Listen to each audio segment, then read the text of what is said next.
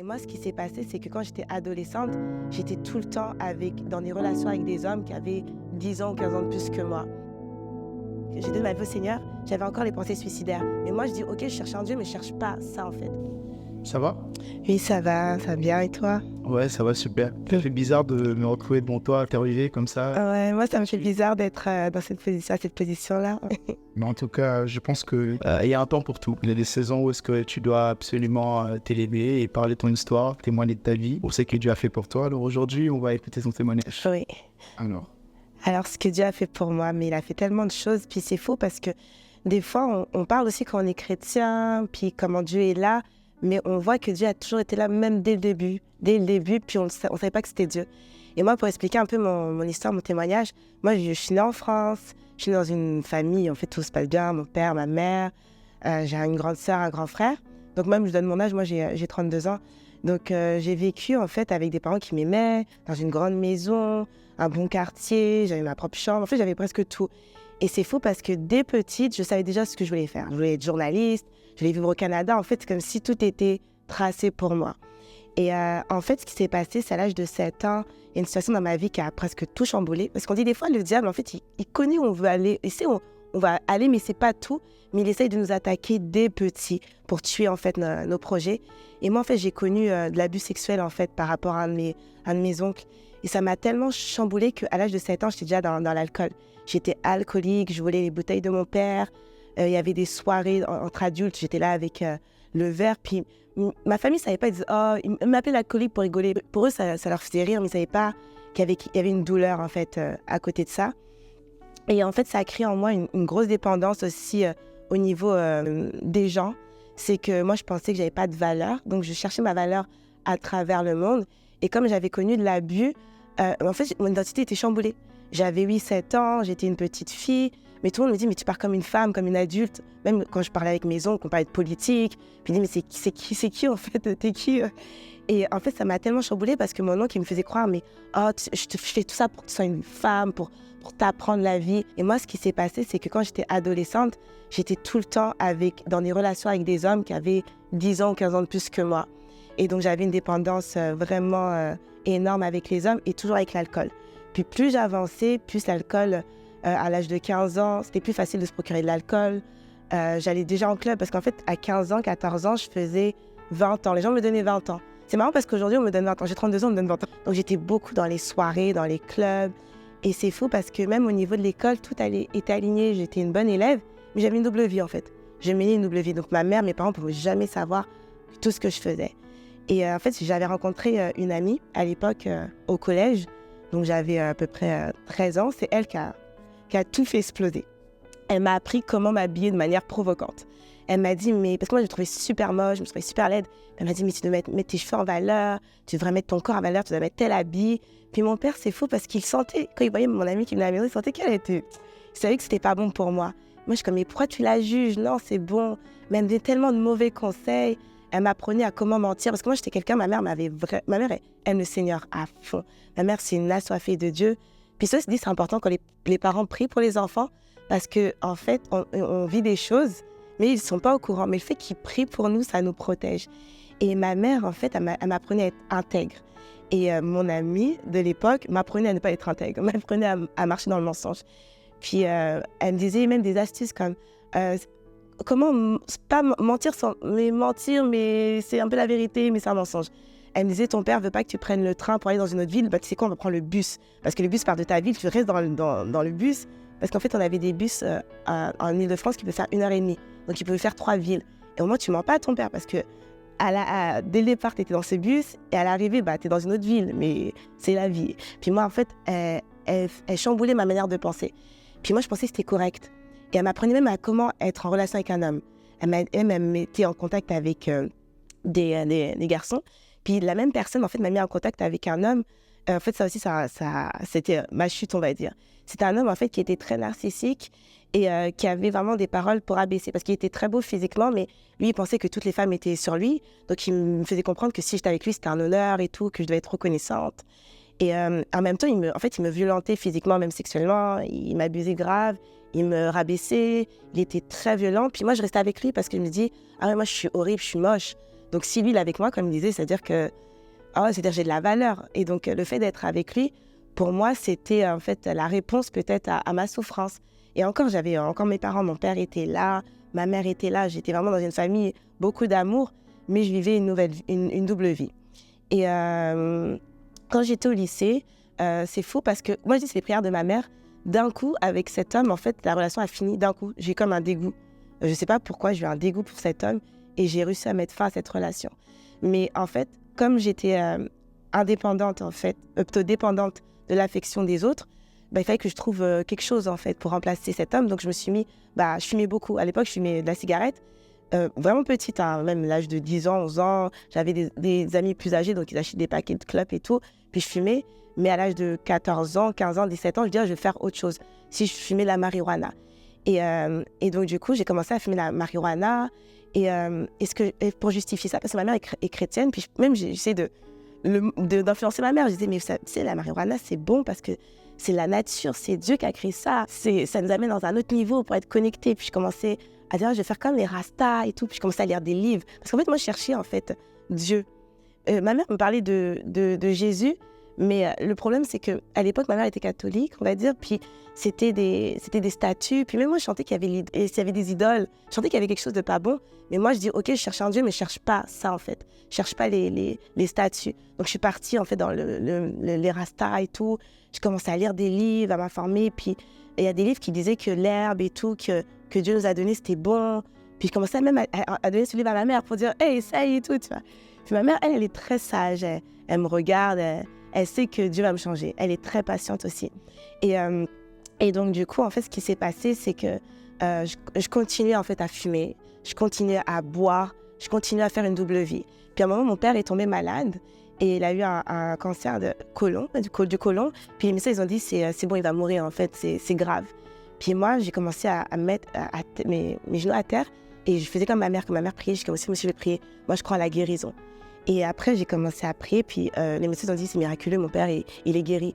Puis moi, je suis comme, ah ouais, c'est Dieu est fort et tout. Je suis comme, ah ouais, il est fort. Puis c'est fou parce que dans ma vie, je pensais que Dieu m'approuvait. Donc je me dis, en plus, je prie, puis il m'écoute. Donc moi, je pensais que tout ce que je faisais, c'était tellement approuvé de Dieu. Et à un moment, mon père, il a dit, la vie est courte, parce que mon père était prof de maths, parce qu'il est à la retraite. Il a dit, moi, je vais vivre en Guyane. Je veux dire, c'est un territoire français. Donc soit vous venez, soit, voilà quoi, moi je pars. Puis en fait, nous ne voulait pas venir, donc il est parti. Donc moi, en fait, avec mon père, on était comme ça. Mon père, c'était, on va dire, mon ami. Mon père, j'étais sa petite princesse. Mon père, il croyait en moi, même. Il disait, je serais une grande journaliste. Il a toujours mis des bonnes paroles. Mais quand il est parti, pour moi, c'était mon monde, en fait, qui s'est effondré. Et là, j'ai fait une grosse dépression. J'ai perdu 10 kilos. Là, je me suis encore plus... j'étais encore plus avec ces relations avec ces hommes et tout. Là, c'était pire en pire. Puis à l'âge de 19 ans, je me souviens, c'était Nouvel An, j'étais chez des amis. Puis il y avait une bouteille de vodka d'1 litre. Et moi, ce que j'ai fait, j'ai descendu la bouteille de vodka à moi toute seule. Puis tout le monde me dit, mais tu vas vomir. Je suis comme, mais non, mais ça, je vais pas vomir. Moi, je savais depuis petite, je bois de l'alcool, ça, c'est rien. Puis à un moment, c'est là que je suis tombée dans les pommes. Et chanter, je commençais je commençais à mourir. Je sais pas si on peut dire comme ça. En fait, je sais pas si je mourais, mais en tout cas, je perdais mon souffle. Puis c'est comme si je voyais la situation. C'est comme si je voyais mes amis qui me prenaient dans la salle de bain, qui mettaient, en fait, qui me déshabillaient. Et puis moi, même dans ma tête, je suis comme, mais pourquoi ils me déshabillent? Non, il y a du monde et tout. Je suis comme, mais qu'est-ce qu'elles font? Parce que moi, je suis très pudique. Et en fait, je me dis, mais c'est fou la situation que je vis. C'est que je vois la situation, mais je peux rien faire. Qu'est-ce qui m'arrive? Et là, je sentais vraiment mon cœur qui commençait à moins à battre, en fait. Puis là, j'ai fait cette prière à Dieu. Je dis, le Dieu de ma mère, parce que ma mère, comme je dis, elle croit en Dieu. J'ai dit, si tu me réveilles, l'alcool, là, parce que moi, j'étais vraiment, vraiment une alcoolique. J'ai dit, j'arrête tout, je ne bois plus d'alcool si tu me réveilles. Parce que moi, je ne vais pas aller à l'hôpital, parce que ma mère, elle va voir qu'en fait, cette fille qu'elle a mis au monde, en fait, c'est une autre personne. Et moi, j'avais trop cette image des filles qui rigolent tout le temps, toujours joyeuses. Puis je dis, mais ça va détruire ma mère. Et Dieu m'a réveillée d'un coup comme ça. Je me suis réveillée, j'ai commencé à vomir. Puis pendant 3 jours, je ne pouvais plus manger. C'est comme si c'était un jeûne forcé. Je ne pouvais rien manger. En fait, il y avait un travail qui se faisait. Puis je disais, ah ouais, en fait, il est sérieux. Je parlais à Dieu, je disais, ah ouais, t'es vraiment sérieux et tout. Ok, je ne vais plus boire d'alcool. Mais je disais, ok, mais je ne bois plus d'alcool, mais je continue à fumer. Et là, en fait, ce qui est fou pour faire le parallèle, c'est qu'à un moment, je me suis dit, mais ok, Dieu, tu me sauves. Tu m'as mis sur cette terre, ma mère te prie, mais je ne comprends pas ma vie. Pourquoi j'ai été abusée? Pourquoi il m'est arrivé telle chose? Je me dis, mais si tu m'aimes vraiment, enlève-moi de ce monde, en fait. Tu vois que je suis triste. Pourquoi tu m'imposes ça? Donc, ce que je faisais, comme j'ai vu que la prière marchait pour mon père, je vais faire la même prière. Je lui dis, tue-moi, en fait. Parce qu'en fait, avant, pour te dire, j'ai fait des tentatives de suicide, puis Dieu m'avait réveillée, je me mutilais, mais il ne se passait rien. Donc je me dis, ok, si j'arrive pas à mettre fin à ma vie, bah toi, en fait, tu vas m'ôter ma vie. Parce que comme ça, je me dis, si toi, tu me ôtes la vie, bah j'irai pas en enfer. Parce que je me suis rendu compte que si je me suicide, bah là, je vais aller en enfer. Mais si c'est toi qui me tues, bah là, je vais pas aller en enfer.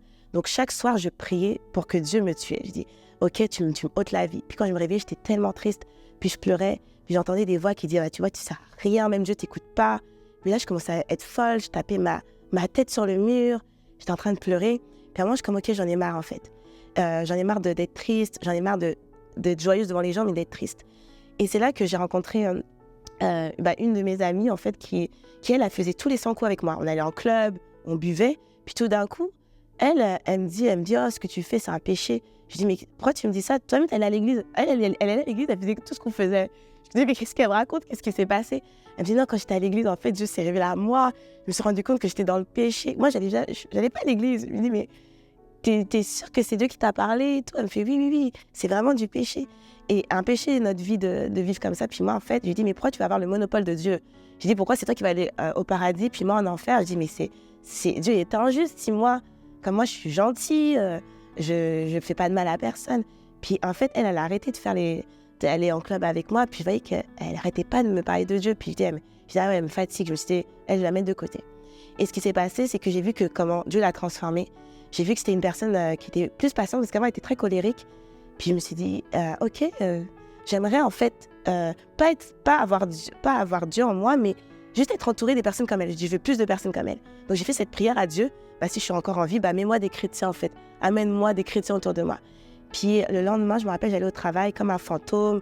Je disais, la vie est trop nulle, etc. Puis je tombe sur une fille. Je la connais pas du tout à la gare en France. Elle me regarde, puis elle me sourit, puis elle fait, moi, je t'ai confondue avec une autre personne. Elle part, puis après elle fait, non, faut que je te parle quand même. Elle est revenue vers moi. Elle me dit, il y a un festival de jeunes. Est-ce que tu veux venir? Je suis comme, de jeunes? Elle fait, ouais, c'est des chrétiens. Je suis comme, ah ouais, des jeunes chrétiens? Elle fait, ouais, il y a du rap. Mais en fait, on parle de Dieu dans notre rap. Il y a des gens qui font de l'art. J'ai dit, ah, c'est super, en plus, c'est ça que je veux. Puis moi, j'ai dit, ok, moi, je vais y aller. Comme ça, je vais faire la fête avec des chrétiens et tout. Puis je suis partie.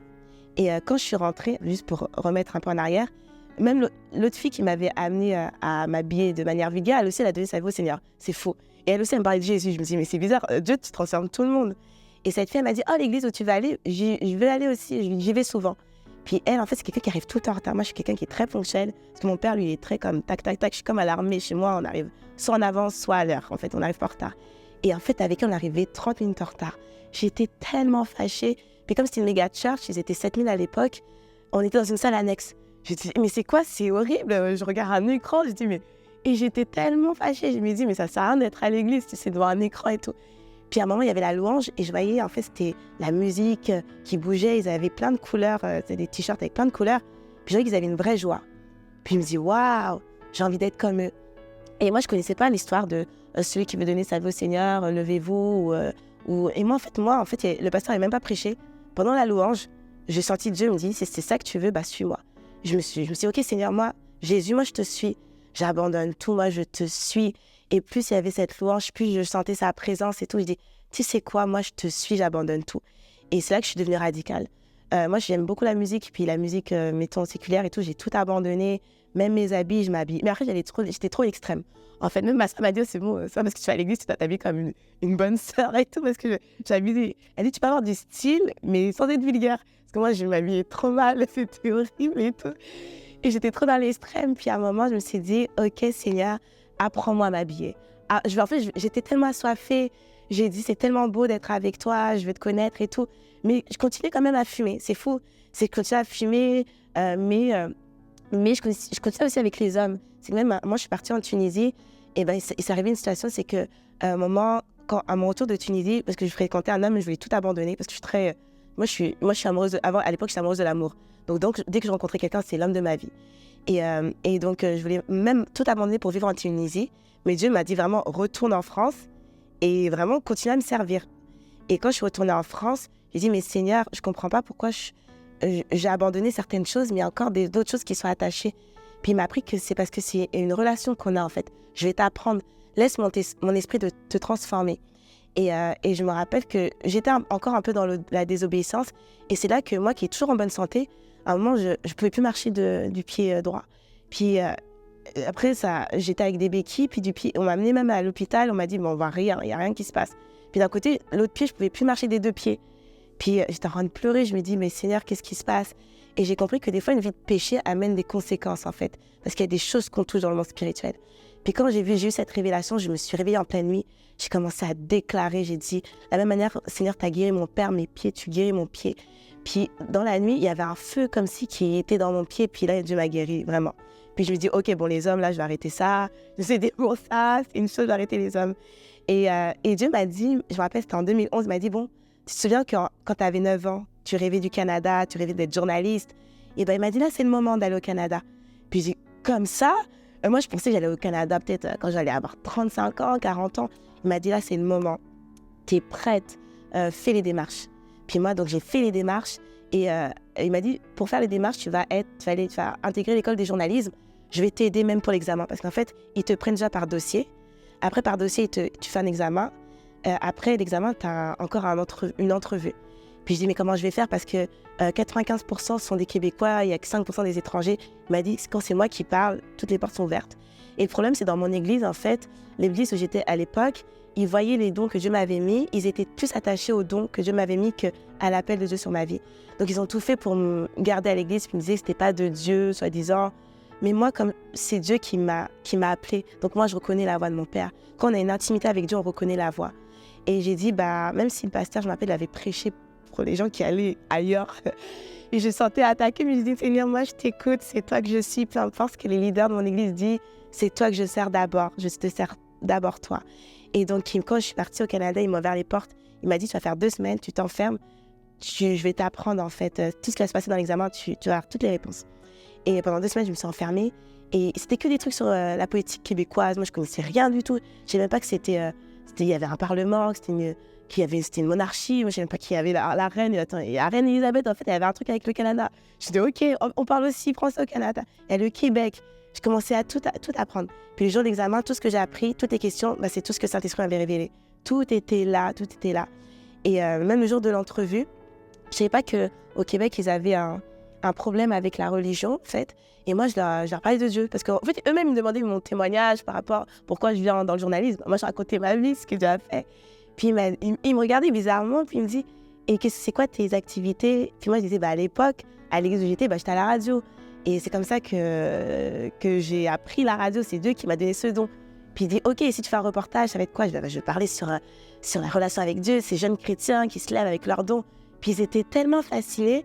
Puis ils me regardaient avec des grands yeux. Moi, j'étais trop contente. Puis quand je sors, il y avait une connaissance, en fait, qui était déjà au Canada. Puis je dis, ouais, moi, j'ai parlé de Jésus.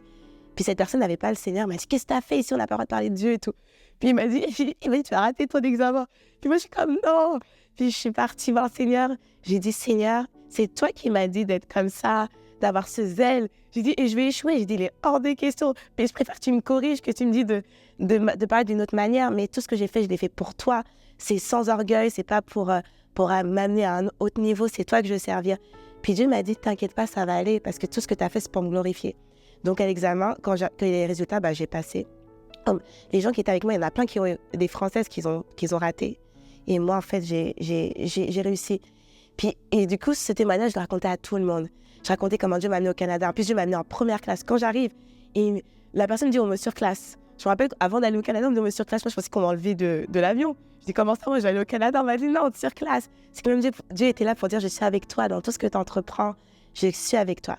Mais il y a une chose que je veux régler encore avec toi, c'était aussi la cigarette et la marijuana. Et quand je me rappelle, j'étais partie à Toronto, j'ai continué à fumer et tout. Puis là, en fait, il s'est passé un truc, c'est comme si mon cerveau, c'était comme gelé, en fait, il s'est passé quelque chose. Puis là, j'ai dit, OK, Seigneur, là, je crois que ça, c'est pas de toi, c'est pas naturel. J'ai dit encore une fois, comme, sauve-moi là, parce que je peux pas être comme un légume. Et là, en fait, Dieu m'a vraiment m'a guéri. Et là, c'est là que je suis partie à un autre niveau avec le Seigneur. Je l'ai cherché, je l'ai poursuivi. Mais le problème, c'est que à chaque fois que j'allais dans des assemblées, on m'apprenait pas mon identité en Christ, en fait. Et en fait, les gens c'est comme s'ils me posaient une étiquette. Ils m'appelaient la journaliste. Mais personne ne voulait savoir mon témoignage, personne ne voulait savoir qu'est-ce qui s'est passé dans ma vie. Parce qu'en fait, le problème, c'est que j'ai vécu beaucoup de choses dans mon enfance. Puis il y a des blessures. Mon âme a été blessée. Même si j'avais cette relation avec Dieu, Dieu voulait utiliser les gens pour me soigner. Mais pour que les gens me soignent avec Dieu, il faut que je leur raconte mon témoignage. Mais personne ne s'intéressait à mon témoignage. Tout le monde s'intéressait à mon don. Oh, tu sais filmer. Oh, tu sais écrire. Et en fait, moi, quand j'étais à l'église, j'ai fait l'erreur, c'est que je servais, mais je ne prenais pas un temps pour recevoir. Je ne prenais pas un temps pour être avec un one-on-one avec Dieu. C'est comme si, au lieu de servir Dieu, je servais que les hommes, en oubliant en fait que je servais les hommes. Mais d'abord, quand je servais les hommes, en fait, c'est Dieu que je servais. Et moi, je servais les hommes et les hommes. J'oubliais Dieu. Et Dieu m'a même corrigée par rapport à ça, parce qu'à un moment, c'est que j'avais encore ces blessures et personne ne le voyait. Et l'ennemi, en fait, a utilisé encore des choses de mon passé, comme les hommes. Il a utilisé certains hommes, en fait, des hommes qui me dénigraient encore. Et Dieu me montrait qu'il y avait un problème au niveau de mon identité. Parce que quand on ne connaît pas qui on est, quand on ne sait pas d'où on vient, et ben en fait, on croit en fait à la parole de l'ennemi. Et Dieu m'a dit, il a dit, je vais faire quelque chose avec toi. Je vais vraiment t'amener à un niveau où que ce que les gens vont dire, ça n'aura aucun impact. C'est juste ma voix qui compte. Et c'est ça, donc j'ai progressé avec Dieu comme ça. Amen, amen. Gloire au Seigneur, un très beau témoignage, rempli d'informations pour une personne qui est surtout destinée à l'appel, qui est appelée justement au service pour Dieu et qui en a vraiment besoin. Et il y a quelque chose que tu as dit tout à l'heure, tu as parlé beaucoup de la valeur. Alors, une personne qui nous suit maintenant, parce que je comprends que lorsque tu ne connais pas ton identité, tu ignores justement ta valeur.